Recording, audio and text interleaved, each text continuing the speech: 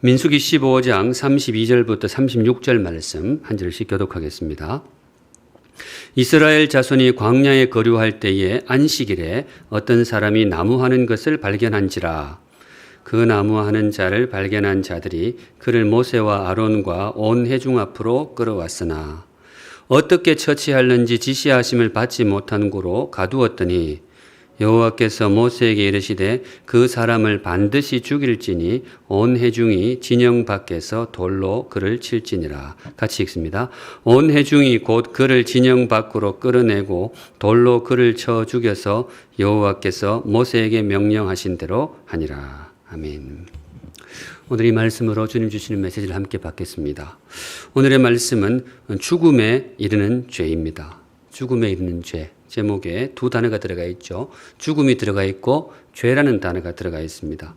성경적으로는 굉장히 익숙한 조합인데요. 죄와 죽음 혹은 죽음과 죄, 성경이 둘을 연결하는 경우가 굉장히 많이 있습니다. 세상에서는 그렇지는 않죠. 세상에서는 죽음 곁에 주로 갖다 놓는 것이 질병이나 사고를 많이 갖다 놓고 그렇게 죽음을 논하게 되는데 성경은 죄와 연결하는 경우가 굉장히 많습니다. 오늘 본문도 그 가운데 하나인데요. 오늘 본문에 한 사람의 죄가 나오고 그 사람에게 죽음이 내려집니다. 본문이 아주 간단했죠. 한 사람의 죄가 드러나고 그 사람에게 죽음이 선포되는 그런 장면인데 성경 읽는 우리에게 그렇게 생경한 그런 조합은 아닌데 그럼에도 불구하고 오늘은 조금 마음이 무겁습니다. 이 본문을 읽으실 때 방금 읽으실 때 어떤 마음이 있으실지 모르겠는데 이런 생각이 들 수가 있어요. 이것이 꼭 죽어야 할 죄였을까? 그런 생각이 들게 되는 거죠. 죄의 대가가 사망이다. 물론 그런 줄 알고 있는데 그래도 오늘 이 사람에 대해서 오늘 이 사람이 범한 죄에 대해서 꼭 죽음으로 다스리셔야 했을까? 이 사람이 범한 죄가 뭐죠? 안식일 날 나무를 한 거예요. 그게 죄의 전부란 말이죠. 사람을 죽인 것도 아니고 무슨 누군가에게 씻을 수 없는 상처를 안겨줘서 그 인생을 완전히 망가뜨린 그런 파렴치한 범죄다. 그렇게 보기도 좀 어려운 내용이거든요. 그냥 이 사람이 안식일에 나무를 한 거예요. 광야의 살적인데 광야라는 곳이 낮에는 많이 덥지만 저녁이 되면 굉장히 추운 곳이란 말이죠. 그래서 땔감으로 쓸 나무가 필요한 거예요. 난방을 위해서도 그렇고 또 밥을 끓여 먹으려고 해도 뭔가 음식을 요리하려고 해도 연료로 쓸 나무가 필요한 거죠. 그래서 나무를 하러 간 거예요. 물론 그날이 하필 안식일이었다라는 것이 우리 마음에 걸립니다만은 그렇다고 해서 이 사람을 꼭 죽음으로 다스리셔야 했을까? 온 백성이 나와서 돌로 쳐 죽이라 해서 그렇게 죽임을 당하게 되는데 꼭 그렇게 해야 했을까? 이런 생각이 드는데 여러분들은 어떠셨어요? 방금 읽으실 때 혹시 그런 생각이 드셨어요? 네, 그런 생각이 들 수가 있습니다. 성경 읽다 보면 이런 대목을 가끔 만나게 됩니다. 잘 이해가 안 되는 그런 본문. 그냥 하나님의 뜻이겠지 하고 넘어갈 수도 있겠지만은 우리 마음에 좀 걸림이 되는 본문들이 가끔 있습니다. 간혹은 그런 본문 때문에 시험에 빠지시는 분들도 있어요. 어떤 면에서는 좀 정직하다 그런 생각 들게 돼요. 시험에 들 수도 있는 거죠. 성경 읽다가. 왜 이러지? 성경이 왜 이럴까? 혹시 여러분들이 그런 경험이 있으실지 모르겠는데 그때 어떻게 할지를 먼저 일러드릴게요. 그때 필요한 게 있는데 뭔가 하면 묵상이 필요합니다. 성경을 읽으실 때는 단지 읽는 것이 아니고 읽기를 넘어서 묵상이 꼭 필요합니다. 우리 사랑하는 샘물 성도 여러분, 제가 뭐라고 하면 아멘 하세요. 묵상하는 성도들이 되시기를 주님의 이름으로 축복합니다. 네, 묵상이 참 좋아요. 시편 1편 2절에 시편이 이제 150편까지 있는데 그중에 서시격에 해당하는 1편 2절에 이런 구절이 있어요. 오직 여호와의 율법을 즐거워하여 그의 율법을 주야로 묵상하는도다. 이 구약 성경의 시대에는 그냥 성경을 율법이라고 불렀거든요. 그런데 그 성경을 읽는데 즐겁게 읽는데 묵상하는도다. 이 성경 읽을 때의 기본 방법으로 묵상을 구약 시대부터 강조를 하고 있습니다. 생각을 깊이 한다라는 거예요. 땅을 깊이 파야 생수가 나오잖아요.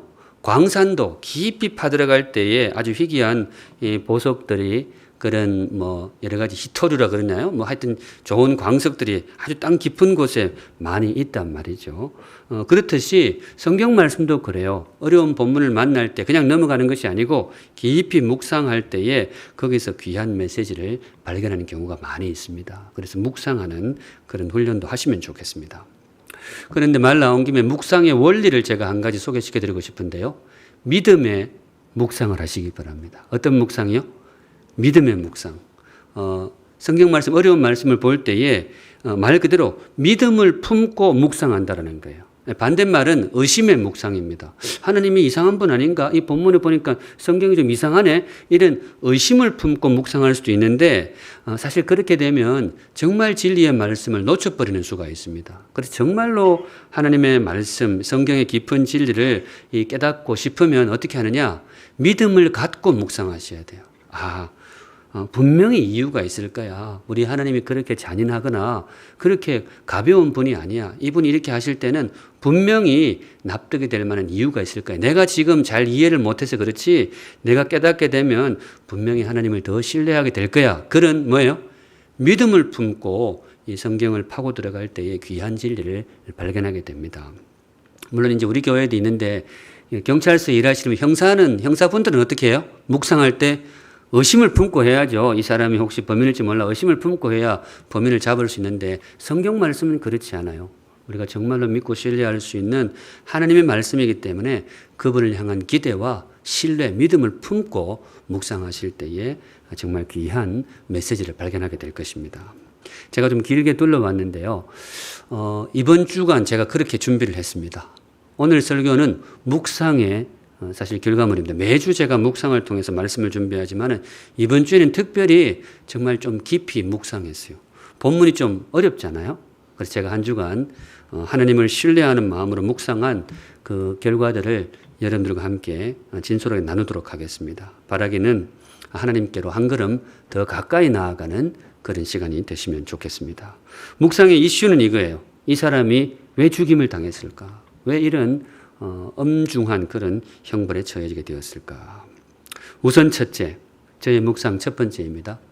계명의 무게입니다. 계명의 무게. 계명이 무거워요.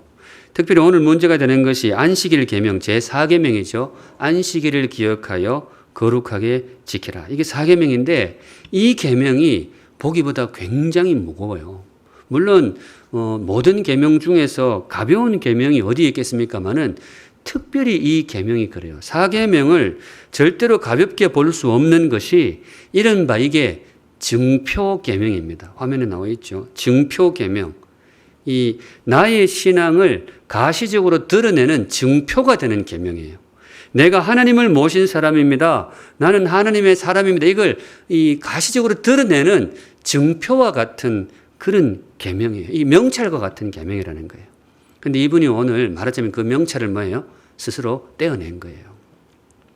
안식일 계명의 기본은 일을 하지 않는 거였습니다. 일주일에 6일 동안은 열심히 일을 하는데 안식일 하루는 일을 하지 말아라. 하나님이 그 명령을 주시는데 왜 그런 명령을 주시느냐? 그게 주의 백성의 증표인 거예요. 너희들이 내 백성이라는 증표를 갖고 살면 좋겠다. 다른 사람들이 다 볼 수 있는 증표. 이 안식일에 하루 쉬는 것으로 내가 하나님의 사람이다. 나는 하나님을 믿고 그분을 모신 사람입니다. 이 증표를 품고 살았으면 좋겠다. 그 뜻으로 주신 거예요. 10계명에서 제일 중요한 계명이 뭡니까? 이렇게 이야기하면 많은 분들이 1계명을 꼽습니다. 저도 그래요. 1계명 제일 앞에 나오는 계명이 참 중요하죠. 잘 아시죠? 너는 나 외에는 다른 신들을 네게 두지 말라. 우상 숭배를 금하는 그런 계명을 주셨어요. 참 중요하죠. 그런데 이 내가 다른 신을 섬기지 않고 오직 하나님을 모시는 하나님의 백성입니다. 이걸 도대체 무엇으로 드러낼 거냐 이거예요. 제일 기본은 물론 다른 우상을 섬기지 않는 거예요. 근데 그건 다 안 섬겨요. 그때 당시에 대놓고 그렇게 우상 섬기는 백성이 이스라엘 백성 중에 들어왔을 리가 없죠. 그런데 그걸 가시적으로 드러내는 계명인데 뭐예요? 그게 바로 안식일 계명이었어요. 안식일 계명. 안식일을 지킴으로 나는 하나님의 사람입니다. 이걸 가시적으로 드러내는 거예요. 그래서 전통적으로 유대 사회에서는 이 안식일 계명이 목숨을 거는 계명이었어요. 10가지 계명 다 중요하지만 이 사람들이 목을 내놓고 지키는 계명이 2가지가 있었어요. 1계명 방금 말씀드린 그 계명. 두 번째가 뭘까요? 그게 사계명이었어요. 사계명에는 목숨을 걸었어요. 여러분들 신약 성경에 유대인들이 물론 몰라서 그랬습니다만은 예수님을 막 공격할 때 주로 갖다 대는 계명이 뭐였을까요? 그게 사계명이었어요. 사계명. 그만큼 그들에게 중요한 계명, 유대인들의 정체성에 해당하는 그런 계명이었어요. 왼편 가슴에 다는 명찰하고 똑같아요. 오늘 이 사건이 결코 가볍지 않다라는 거. 이분이 그 명찰을 뭐예요? 스스로 떼어내는 그런 사건입니다. 지난 주일 임팩틴 주일로 지켰는데 귀한 주일이셨겠죠? 네. 저 개인적으로 너무 뿌듯하고 행복했어요. 매년 지킬 때에 우리 아이들과 함께 예배하고 정말 행복한 추억을 쌓아야 되겠다. 그런 생각을 했습니다. 모든 순서가 귀했지만은 저는 간증이 참 좋았어요. 오래도록 아이들의 간증이 남을 것 같아요. 저는 모태신앙으로 늘 부모님의 신앙으로 그렇게 살아왔는데 이제부터는 나의 신앙으로 나의 하나님을 모시고 살겠습니다. 굉장히 짤막하지만은 우리 아이들의 간증이 정말로 이름 그대로 임팩트 있는 그런 간증이었습니다. 여러분 임팩틴이 뭔지는 아시죠? 임팩틴 플러스 틴 그렇습니다. 임팩틴 이름이 굉장히 좋아요. 전국에 있는 학생의 이름 중에서 우리 교회가 제일 좋은 것 같아요. 임팩틴. 근데 그 참 간증을 제가 오래도록 기억할 것 같아요. 근데 그 중에 특별히 한 아이가 뭘 간증했는가 하면 저는 앞으로 지금도 그렇지만은 꼭 식사기도 하겠습니다. 이 간증을 했어요. 식사기도를 하겠습니다. 청소년 시절에 믿지 않는 아이들 많은데 그 앞에서 고개 숙여가지고 밥 먹을 때 기도하는 것 쉽지 않거든요. 결코 쉽지 않습니다. 그런데 이 아이가 저는 꼭 그렇게 하겠습니다. 고백을 했어요. 이유가 뭐냐? 그것이 내가 그리스도인이라는 뭐예요? 증표이기 때문입니다. 내가 사람들 앞에서 내가 믿는 하나님, 나는 하나님을 믿는 사람입니다. 그걸 드러내고 살겠습니다. 참 귀한 고백이었는데 사랑하는 우리 아이들의 신앙을 정말로 뜨거운 마음으로 정말 요즘 말로 격하게 제가 응원합니다. 정말 귀한 신앙이 되시면 좋겠습니다. 안식일에 바로 그런 의미가 있었어요. 내가 하나님의 사람이 이걸 드러내는 거예요. 우리 사랑하는 샘물 성도 여러분, 증표를 품은 신앙인이 되시기를 우리 주님의 이름으로 축복합니다. 네, 증표를 품은 신앙. 우리에게도 있거든요. 오늘 예배가 그래요. 우리가 주일날 다른 데 가지 않고 성전에 모여서 예배를 드리고 또 영상으로 예배를 드리고 이게 증표예요. 주님을 만나는 은혜의 시간이기도 하지만은 내가 하나님의 사람입니다. 드러내는 거예요. 식사기도도 마찬가지고 세례도 그러하고 이력서에 기독교 우리가 그렇게 기독교를 쓰는데 그게 그냥 그 서류 보는 분한테는 이 사람이 종교구나 그렇게 생각할지만은 그게 단지 우리에게는 종교가 아니에요. 내가 하나님을 모신 사람입니다. 고백의 행위가 되겠습니다. 그 하나하나가 참 소중한데요. 무엇이든지 내가 하나님의 사람이라는 증표를 소중히 여기는 귀한 신앙인이 되시기를 우리 주님의 이름으로 축복합니다. 한 걸음 나아가서 두 번째, 오늘은 좀 묵상의 결과물이기 때문에 정말 좀 진중하게 나가려고 해요. 두 번째는 뭔가 하면요. 상황의 무게입니다. 상황의 무게. 계명의 무게와 더불어서 오늘 이렇게 참 무거운 결과가 떨어진 이유는 상황이 한몫을 합니다. 같은 행동이라도 상황에 따라서 더 무겁게 다가오는 경우가 있는데 오늘이 그래요. 오늘이 이스라엘 백성에게 어떤 날이냐? 오늘은 그분들에게 회개와 자숙의 날이었습니다. 회개의 날이고 자숙의 날이에요. 참 평범한 여느 날과는 조금 차이가 있어요. 민수기 15장은 지금까지 묵상해 왔습니다만은 본격적으로 광야 생활이 시작되는 본문입니다. 사실은 광야 생활은 오래전에 시작이 되었죠. 출애굽할 때부터 이스라엘 백성이 줄곧 광야를 지나왔는데 그런데 그때 그 광야하고 오늘 이 광야는 달라요. 출애굽기의 광야와 오늘 이 광야는 조금 차이가 있습니다. 뭔가 하면 출애굽했을 때 그 광야는 약속의 땅을 향하여서 진군하는 광야였어요. 노예의 땅 애굽을 탈출해가지고 주님의 구원의 역사를 통해서 탈출해가지고 약속의 땅 가나안을 향해서 진군하는 그 광야였어요. 그런데 오늘 이 민수기 15장의 광야는 그 광야하고 다릅니다. 이건 징계의 광야입니다. 징계의 광야. 하나님께 형벌을 받아서 돌아가고 있는 광야입니다. 정탐꾼의 믿음 없는 보고에 온 백성이 동조하게 되고 여기에 대해서 하나님이 정말 크게 진노를 하셨습니다. 너희들이 아직도 나를 제대로 믿지를 못하는구나. 하나님의 정말로 뼈아픈 진노가 선포되었고 그 징계로 오늘 이 백성들이 광야로 나와서 광야 생활이 다시 시작되는 그런 상황입니다. 그런데 이날 뭐예요? 이날 이 사람이 이런 죄를 저지르고 있어요. 대놓고 하나님 앞에 그 정표를 떼어내는 거예요.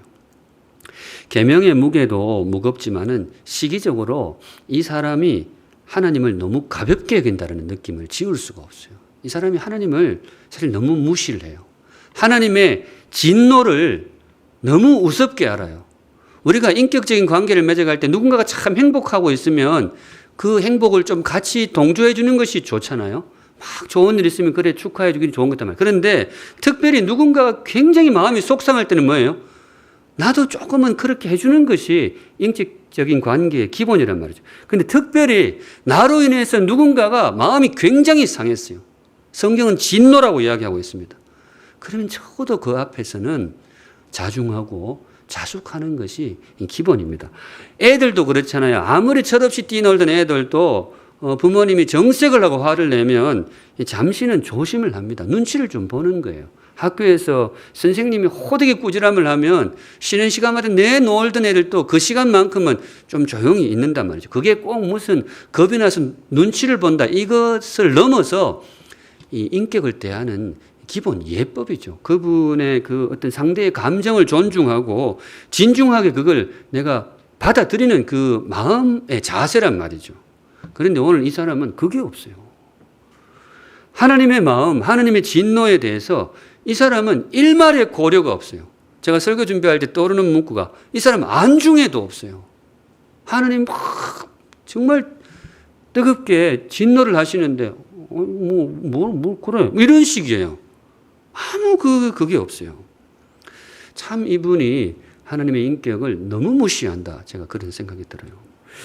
사실 오늘 본문이 민수기 15장 이 시점이 정확히 이 징계의 광야가 시작된 지 며칠째인지는 정확하게 안 나와 있어요. 첫째 날일 수도 있지만은 며칠 지났을 수도 있어요. 그렇지만 적어도 징계를 받아서 광야로 나온 것이라면 더 자중하고 조심하고 정말 깨어서 주님과의 관계, 그 깨어진 관계를 회복하는 데 진력을 해야 되는데 이 사람이 노골적으로 이 죄를 범하고 있는 거예요. 성도 여러분, 오늘 이 사건이 그런 의미에서 절대로 가벼운 사건이 아닙니다. 신앙이 뭐냐? 제가 설교할 때마다 가끔 그런 이야기를 하죠. 신앙이 뭐냐? 신앙은 성도 여러분, 신학 지식이나 성경 지식 조금 아는 게 아니에요. 물론 그것도 우리 신앙의 중요한 자양분인데 신앙이 뭐냐고 부를 때는 생명의 삶 첫 과에 나와요. 하나님과의 관계입니다. 인격과 인격이 만나서 이 와해된 관계를 회복하고 그분이 내 아버지가 되고 내가 그분의 자녀가 되고 그분이 나의 하나님이 되고 내가 그분의 백성이 되는 인격적인 관계를 맺어가는데 예법이 굉장히 중요합니다. 성도 여러분, 신앙에는 인격적인 예법이 참 중요해요. 그런데 이 사람이 오늘 너무 노골적으로 하나님의 그 인격과 그분의 마음을 너무 무시하고 있다. 공개적으로 그렇게 했다는 것도 제 마음이 많이 걸려요. 이분이 나무를 하는데 이 발견되었다 이렇게 나오거든요. 아까 본문에 나무를 하다가 발견되었다. 낮에 한 것 같아요. 낮에. 밤에 몰래 나무를 숨어서 한 게 아니고 사람들이 다 볼 수 있는 백성이 다 보는 그 대낮에 나무를 한 거예요. 물론 밤에 몰래 숨어서 했다고 죄가 가벼워진다 그렇게 말할 수는 없겠지만은 제가 이 대목에서 참 이분에게 너무 안타깝고 아쉬운 건 뭔가 하면 사람들 눈도 별로 개의치 않아요. 다 신앙의 동료들이잖아요. 다 신앙의 동료들인데 그 앞에서 자기들이 믿고 있는 신앙을 너무 가볍게 내팽개쳐요. 그 엄중하게 선포된 계명을 다 보는 앞에서 너무 가볍게 해요. 물론 우리가 그 장로님 대표기도 할 때마다 늘 회개기도를 하고 우리가 살면서 그리스도인으로서 덕스럽지 못한 행동이 간혹 나올 때도 있단 말이죠. 근데 적어도 그걸 부끄러워하고 누가 볼까봐 좀 두려워하는 마음이라도 있어야 그게 최소치잖아요. 그 인격적으로 하는 그런 다음에 이제 아픈 마음으로 회개하고 그게 그거지. 이 사람은 그게 없어요. 대놓고 너무 그 하나님 앞에서의 신앙과 그 계명을 너무 노골적으로 가볍게 여겨요. 이건 인격적인 관계가 깨지는 소리가 너무 크게 들리는 결코 가벼운 사안이 아니다. 제가 여기까지 지난 한 주간 묵상한 것을 제가 여러분들 나누었는데 좀 공감이 되십니까? 오늘 분위기 굉장히 무겁네요. 네, 무거우시기를 바랍니다. 왜냐하면 이 사안 자체가 우리가 조금 무겁게 받아들여야 돼요. 공감이 되시면 좋겠습니다. 나중에 제가 이 본문을 사실 이건 난해 본문이에요. 이거를 조금 더 묵상하고 새로운 깨달음이 있으면 다른 설교 하다가도 제가 잠시 소개하고 그렇게 하도록 하겠습니다. 그리고 한 가지 더 여러분들에게 이 말씀도 드리고 싶은데요. 이번 주에 제가 설교 준비하면서 하나님께서 이런 마음을 주셨어요. 오늘 본문에 어쩌면 제일 큰 메시지는 이거예요. 하나님의 마음을 한번 헤아려 보아라. 우리의 입장만 생각하지 말고 객관적인 팩트 분석만 하지 말고 이 상황에서 하나님의 마음이 어떠했을지 그 마음을 한번 헤아려 보아라. 이게 사실 인격적인 관계의 기본이잖아요. 누군가와 인격적인 관계를 맺어갈 때에 내가 뭔가 돈을 주고 저 사람이 뭐 받고 이게 거래가 아니잖아요. 인격적인 관계는 헤아림이거든요.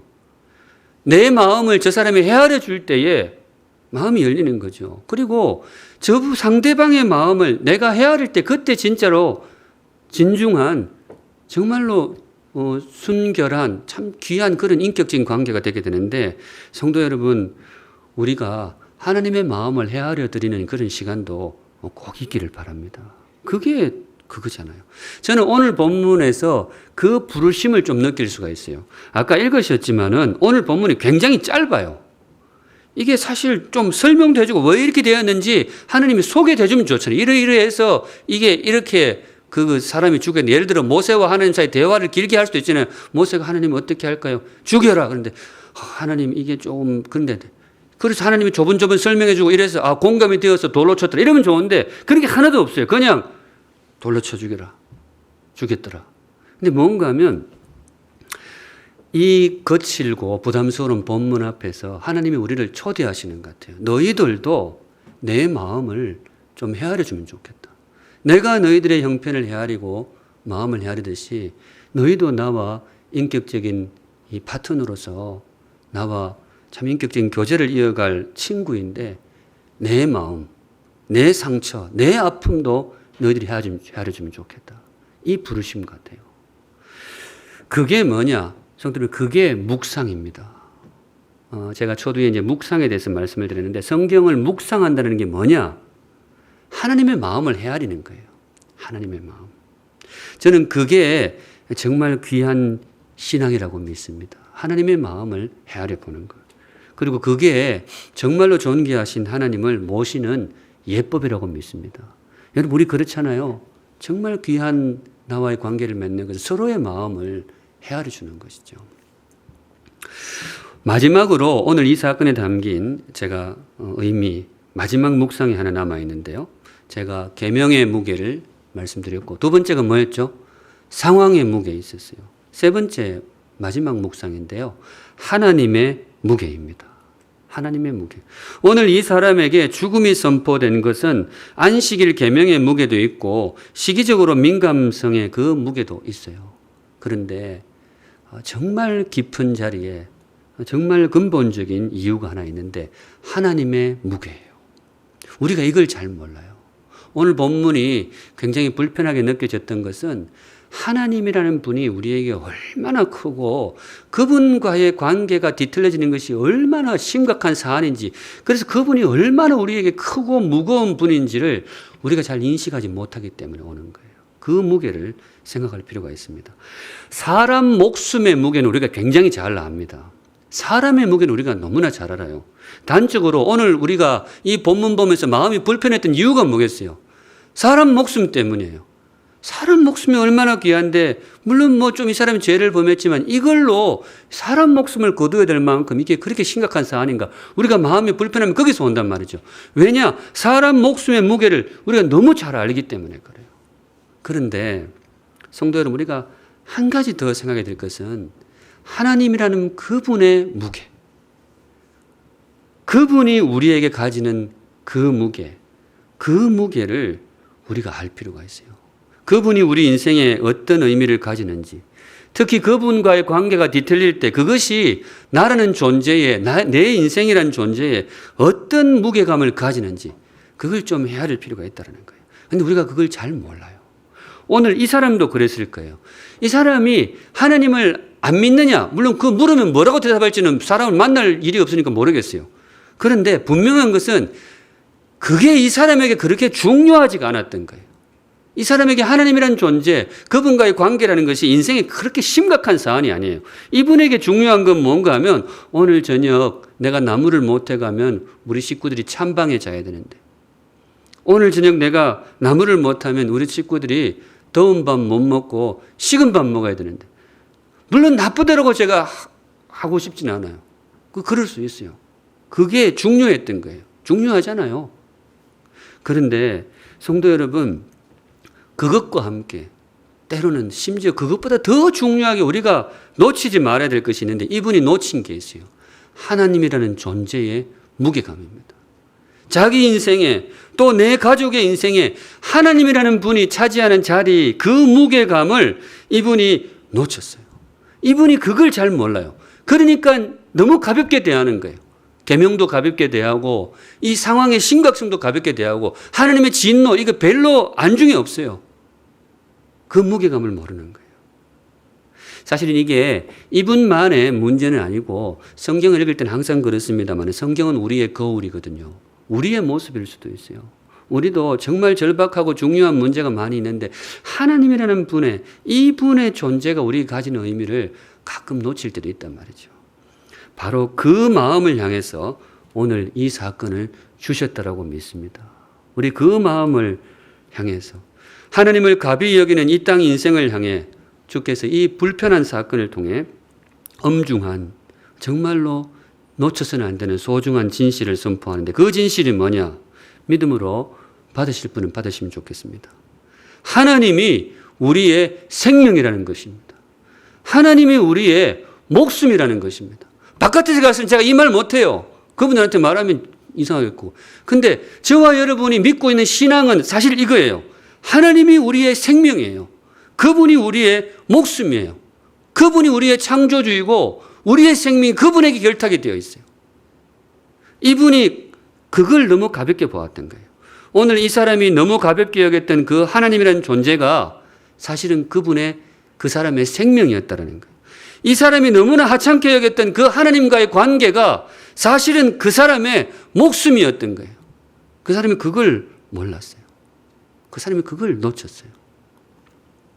그런 의미에서 오늘 이 사건은 형벌 사건이 아니고 계시 사건이라고 보시면 좋아요. 형벌 사건이 아니고 계시 사건이다. 오늘 이 사람에게 임한 이 죽음은 단지 그 사람이 범한 죄에 대한 형벌이라기보다는 물론 그런 의미도 있어요. 형벌의 의미도 있어요. 그런데 그보다 더 핵심 중심은 뭐냐? 하나님과의 관계가 일그러지는 것이 우리 인생에 어떤 의미, 어떤 결과를 초래하는지를 가시적으로 보여주는 계시 사건입니다. 계시 사건. 보여주는 거예요. 그 계시되는 진실이 뭐냐? 하나님이 우리의 생명이다. 그분을 잃는 것이 우리의 죽음이다. 그분과의 관계가 뒤틀려지는 것이 내 목이 뒤틀려지는 것이고 그분을 향해서 내가 등을 돌리는 것은 내 목숨을 향해서 등을 돌리는 것과 같다. 하나님은 우리에게 그만큼 귀한 분인데 우리가 그걸 인생이 잘 모르고 살아가고 있는 거예요. 조금 곁길로 나가는 것 같지만은 성경이 가르치는 생명관을 잠시 언급해야 되겠어요. 가끔 다른 기회에 제가 소개하기도 했습니다만은 세상은 우리의 생명이 여기에 있다고 봐요. 심장에 있고 머리에 있고 여기에 있다고 봐요. 그래서 병원에 가면 우리의 생명을 살리기 위해서 의사 선생님들이 집중하는 게 뭐예요? 우리 몸에 집중해요. 여기다가 주사 놓고 여기다가 청진기 대고 이렇게 탁 하기도 하고 그러다 말이죠. 왜냐? 우리의 생명이 여기 있다고. 근데 여기에 있는 어떻게 됐는데 뭐 이렇게 띠띠띠 하는 바이탈 같은 게 떨어지면 사망 선고를 하고 그렇게 하는 거예요. 그게 우리 바깥 세상의 상식이에요. 우리의 생명이 여기에 있다. 근데 성경은 진리의 말씀 성경은 그렇게 생각하지 않습니다. 우리의 생명은 여기에 있는 것이 아니고 여기에 있다고 가르쳐요. 무슨 말인가 하면 나와 하나님 사이에 연결해 있다고 합니다. 온 우주에서 유일한 생명, 진정한 생명은 오직 하나님이시고 그분에게 연결되어 있을 때에 우리가 생명을 누리는 것이고 그분에게서 단절되면 뭐예요? 우리가 죽음으로 들어갈 수밖에 없다. 나뭇가지 비유를 많이 쓰거든요. 하나님이 줄기라면 우리는 나뭇가지예요. 나뭇가지가 붙어 있어야 생명을 누리는 것이지 줄기에서 떨어지게 되면 잠시 생기는 유지해요. 떨어져도 물이 촉촉해. 그런데 결국은 죽음이 이미 시작된 그런 나뭇가지라는 거예요. 이분이 그걸 몰랐어요. 사람 목숨의 소중함은 알았는데 그 사람 목숨의 본질이 어디에 있는지 그걸 몰랐어요. 하나님께 있습니다. 그런 의미에서 우리 사랑하는 샘물 성도 여러분, 제가 지금까지 쭉 이 불편한 본문을 통해서 묵상한 내용을 나누어 텐데요. 결론적으로 제가 권면 한 가지 드리고 말씀 마무리합니다. 우리 사랑하는 샘물 성도 여러분, 하나님을 소중히 여기시기 바랍니다. 네. 여러분에게 하나님이라는 그 이름이 중요한 이름이기를 바랍니다. 하나님 중한 줄 아는 인생이 되기를 바랍니다. 내가 소중하듯이 사실은 내가 소중하기 때문에 그분이 더 소중해요. 나라는 존재, 그분이 차지하는 무게감을 절대로 놓치지 않기를 바랍니다. 살면서 다 잡을 수는 없거든요. 놓쳐도 되는 게 있는가 하면 절대로 놓쳐서는 안 되는 게 있다 이거죠. 흔히 말하기를 돈을 잃으면 조금 잃는 것이고 명예를 잃으면 많이 잃는 것이고 세 번째가 뭐예요? 건강이잖아요. 건강 잃으면 다 잃는 것이다. 참 공감이 가는 말이에요. 돈, 명예 있어 봐야 건강 잃어버리면 참 안타깝잖아요. 그런데 오늘 성경은 거기에서 한 걸음 더 나아갑니다.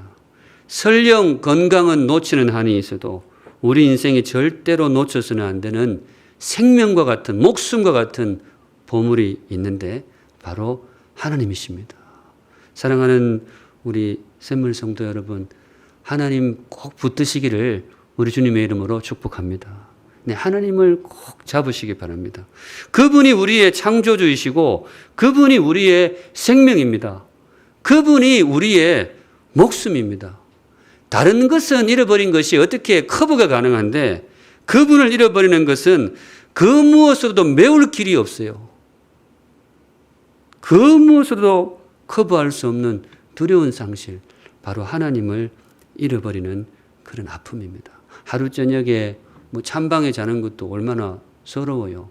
식은 밥 먹는 것도 좀 그러는데 그거야 살면서 그럴 수도 있고 지나고 보면 추억이고 그런 것이죠. 그런데 절대로 놓쳐서는 안 되는 소중한 보물, 우리 하나님.